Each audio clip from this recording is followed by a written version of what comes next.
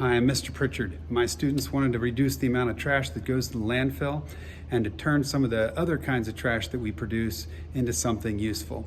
So the way that they decided to do that was to spend a lot of time building the garbage gauntlet.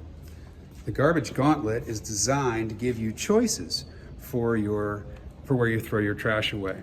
So the first hole is for liquids. You'll pour out milk, juices, sodas, anything that you still got, drinks in. That kind of stuff goes in there. What does not go in there is things like frozen popsicles or things that might melt and turn into a liquid. That's not a liquid.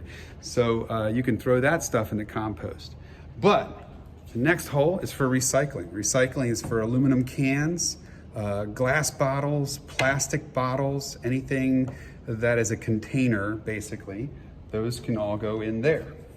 The next one is for trash. Now the big hole here for trash is for like wrappers and things that can't be recycled, like dirty trays, like for food, or like candy wrappers. Mostly it's sheet plastic or wax paper, things that can't be recycled.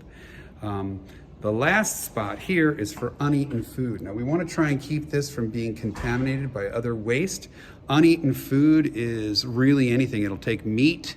I know at our homes we can't compost meat. You can throw fruit in there. You can throw uneaten sandwiches in there. Not the wrapper. The wrapper for your sandwich would go in the trash, but your food can go in here.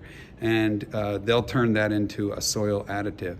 So if you guys will all work together, we can produce a whole lot less garbage here at Southampton Middle School, and you'll be having a positive impact on the environment, you yourself, every day.